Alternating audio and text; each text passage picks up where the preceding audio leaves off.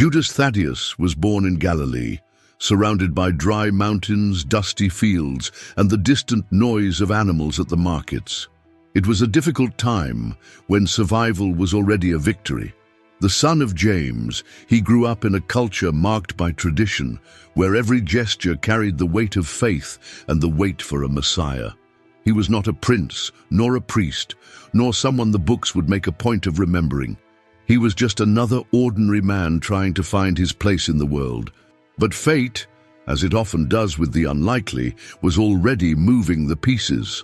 Subscribe to the channel for more exciting Bible stories and turn on notifications so you don't miss any videos. If this content touches your heart and you want to support us, feel free to click on the Thanks a Lot button. All help is welcome and makes a big difference. From an early age, his name carried a certain tension. Judas, a strong name, common at the time, but one that would take on heavy connotations in the future, confused with another Judas, the traitor. Perhaps that is why he was given other nicknames: Thaddeus, which means brave heart, and Lebbeus, which refers to inner sweetness. It was as if heaven itself wanted to clear any shadow from his path, already foreshadowing that his story would be marked by contrasts between light and silence, courage and oblivion. In the neighborhood, he was seen as a firm man, but calm in speech. He was not given to the spotlight, nor did he seek applause. He observed more than he spoke, and when he spoke, his words were loaded with meaning. He had a way of listening with his heart, not just with his ears. And perhaps that is why Jesus chose him, not for the noise, but for the truth he carried in his eyes. Among so many names, so many voices, Judas Thaddeus was called, and he said yes. The choice of Judas Thaddeus was not random, nor was it a stroke of luck. Jesus knew what he was doing. Just imagine, among fishermen with calloused hands, despised tax collectors, and even zealots ready for war, there he was, Thaddeus, with his steady gaze and silent heart. He was no star, nor did he care to be one, but Jesus saw beyond what ordinary eyes could see. And when he called Judas Thaddeus to be one of the 12, the scene began to change. Walking with Jesus was no Sunday stroll. It was a rough road, dusty feet, hunger gnawing at the stomach, and questions that gave no respite. With every step, the crowd grew, miracles happened, and the eyes of the people widened, as if they had seen something from another world. And they really did. The blind saw again, the dead rose, bread multiplied. It was miracle after miracle, and Judas Thaddeus was there, steadfast, witnessing everything with his soul on fire. Living with the other apostles was a mixture of faith, doubt, jealousy, and hope.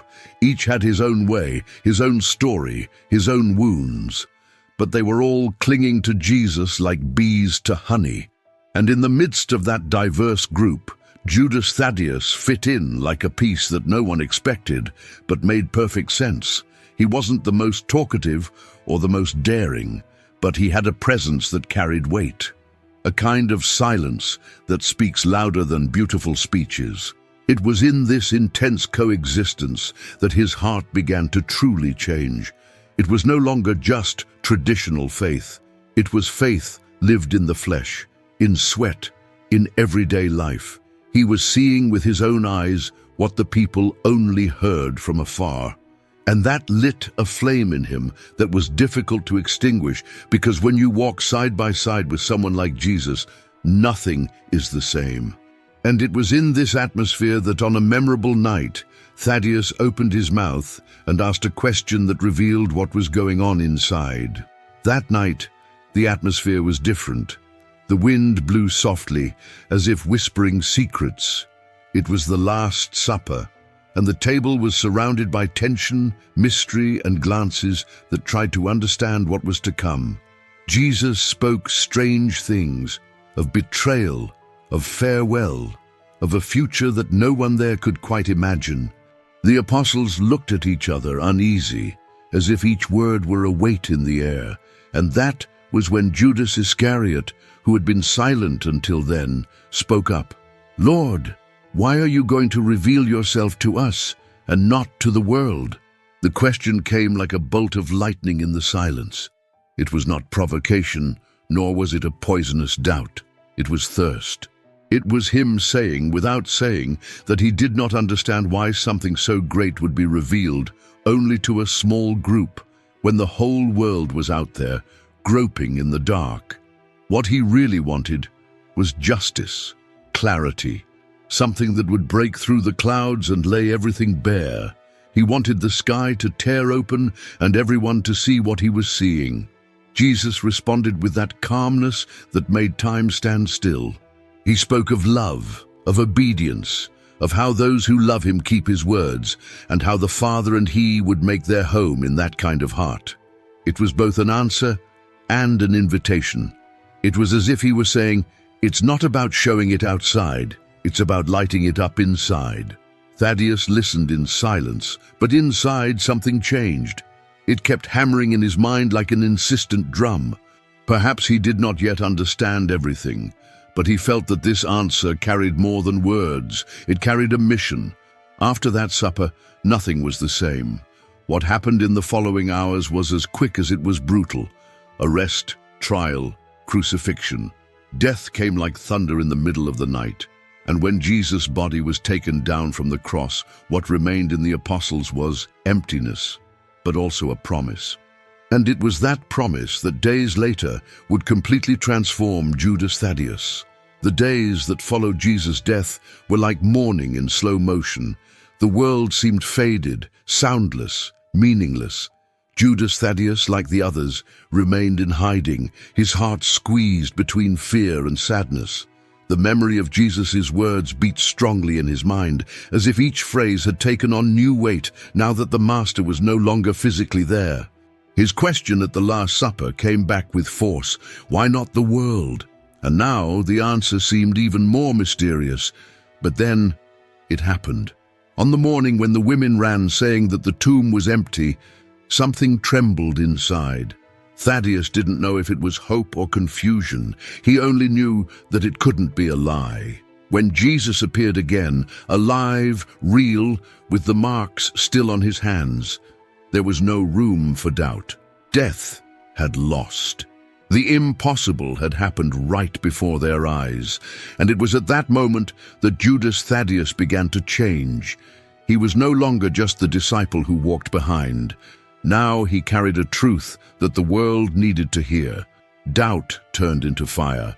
Shyness turned into strength. His silence began to give way to firm words, and not just any words. They were words with anointing, with fire, the kind that pierced the heart of the listener. The man who once asked questions began to teach. What he once wanted to understand, he now explained with courage. The Holy Spirit descended like a mighty wind, and that's when everything changed. Tongues of fire, people speaking in languages they had never learned, the presence of God pulsing in the air.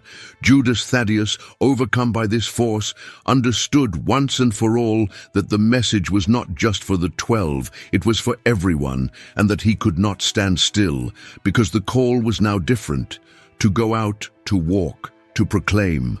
And that is exactly what he did when he left Jerusalem. He didn't look back.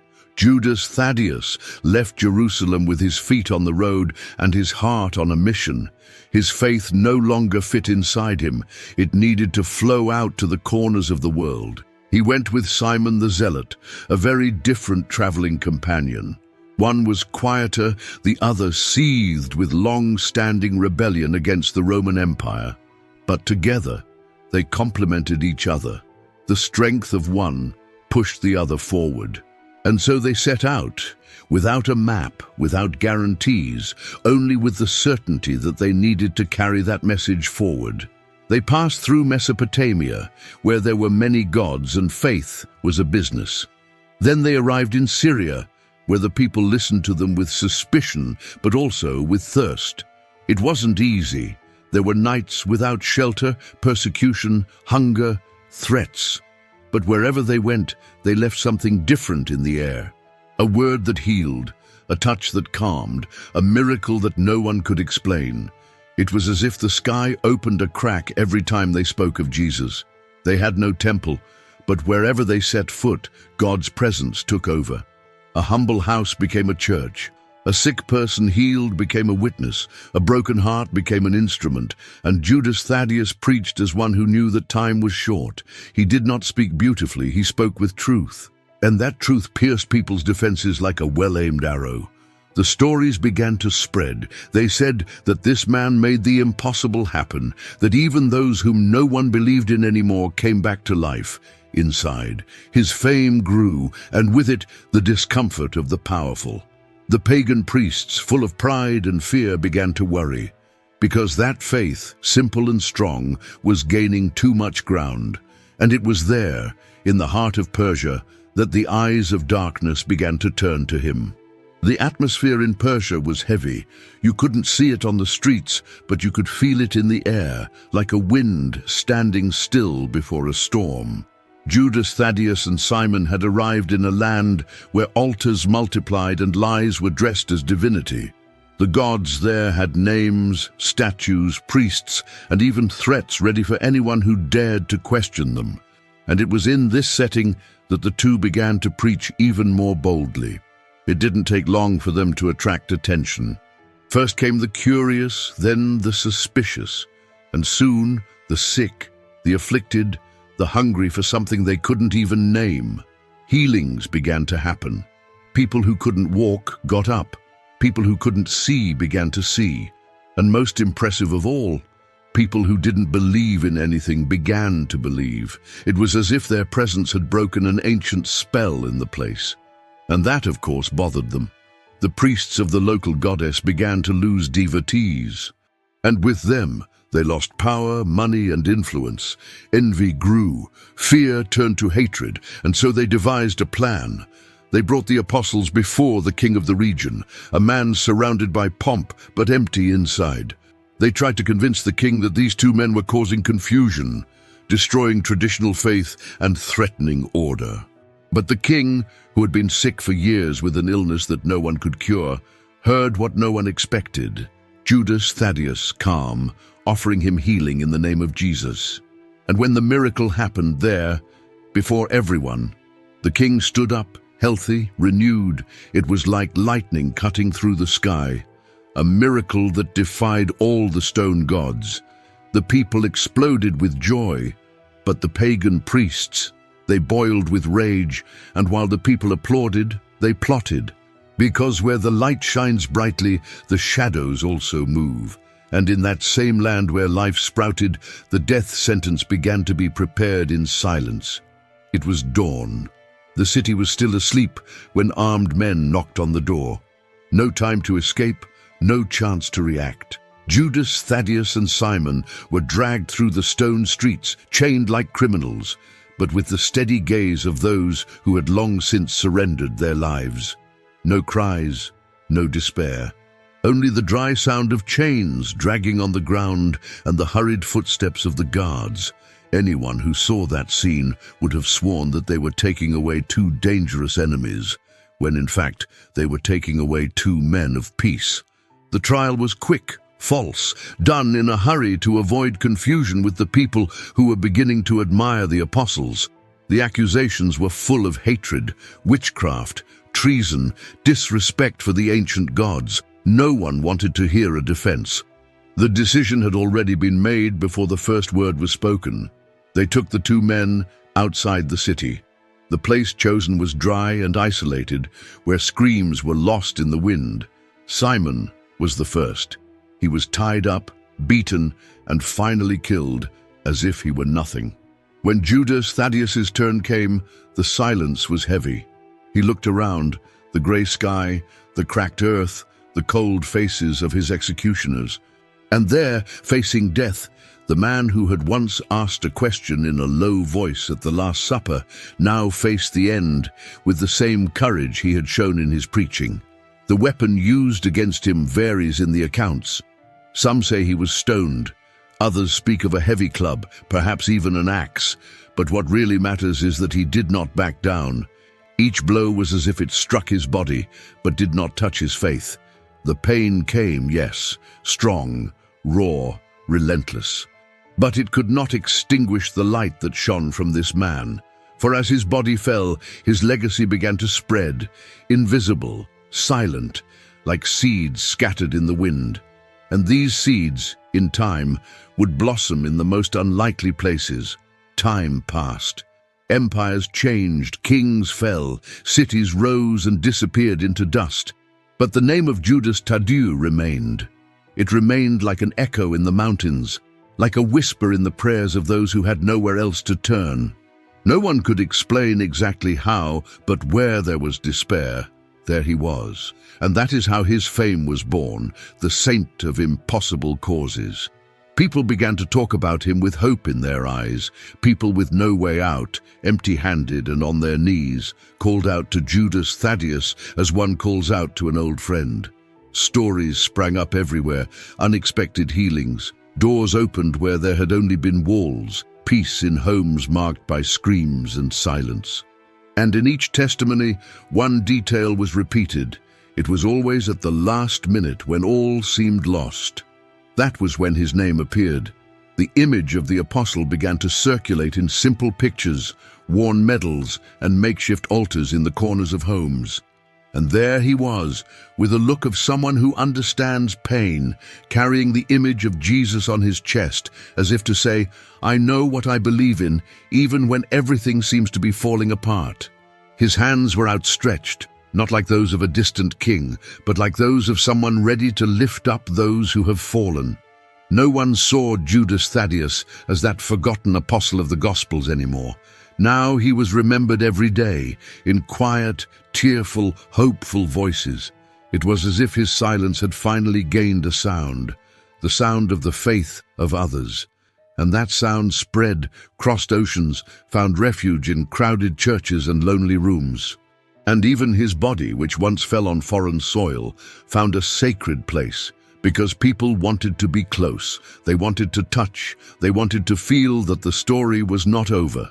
Today, if you go to St. Peter's Basilica in Rome, you will find right there in one of the side chapels a stone tomb surrounded by lit candles, fresh flowers, and respectful silence.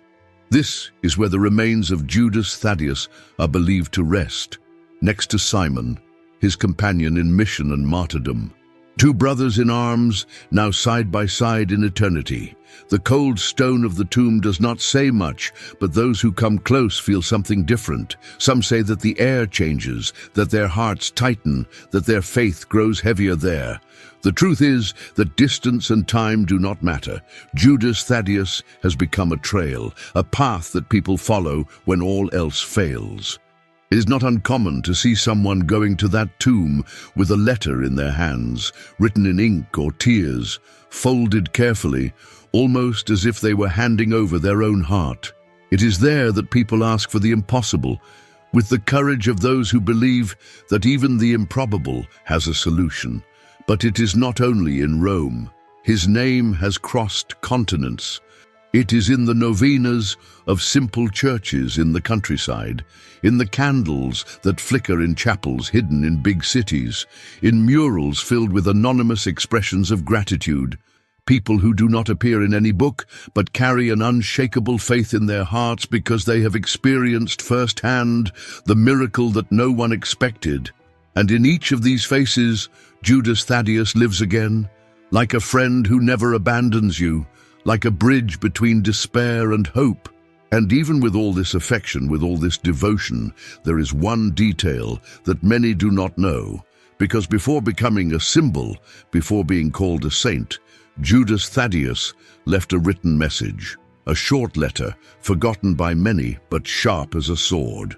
A letter that carries perhaps the last breath of his voice. Among the final pages of the New Testament, hidden before the Apocalypse, is the letter of Judas. Few people read it. Some even skip over it, thinking it is from the other Judas, the traitor.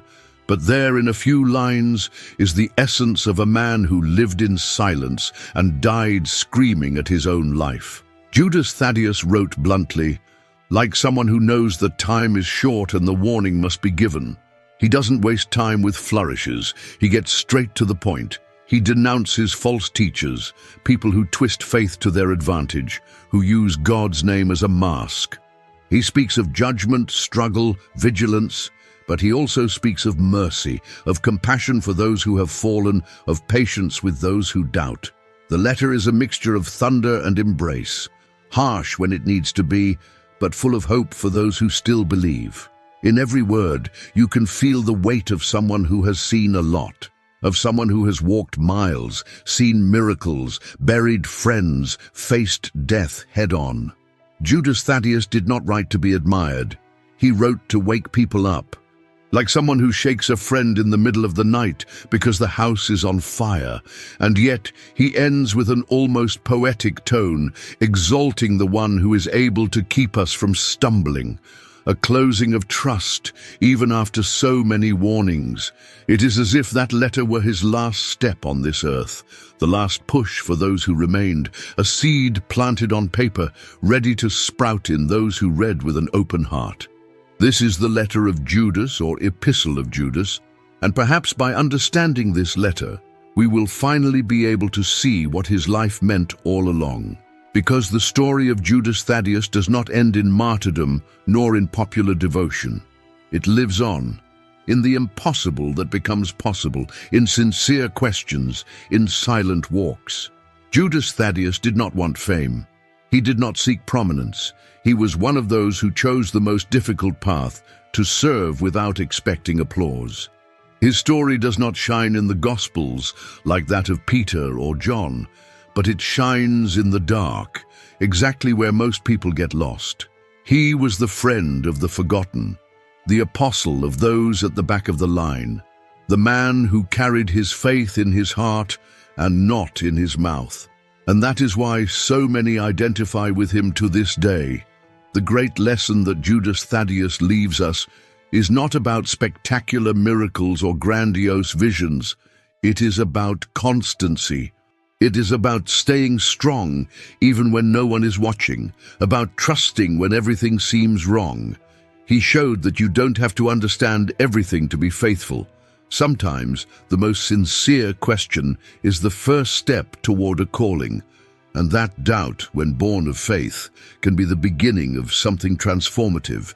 He teaches us that courage is not about shouting louder. Sometimes it's about continuing even when your voice fails. That the mission does not depend on applause, but on dedication. That the impossible is not a barrier, it's where God likes to work. And above all, that even the quietest among us can carry a giant mission in their hearts. The story of Judas Thaddeus is a reminder that God chooses the unlikely, that he sees what the world does not see, and that when we say yes, even when we are afraid, even when we do not understand everything, something powerful begins to happen. So the next time you find yourself facing a wall, a moment when everything seems lost, remember him. Remember that a simple man, forgotten in the texts, but remembered in our hearts, continues to intercede. And that even today, in the darkest corners of life, the impossible continues to be overcome.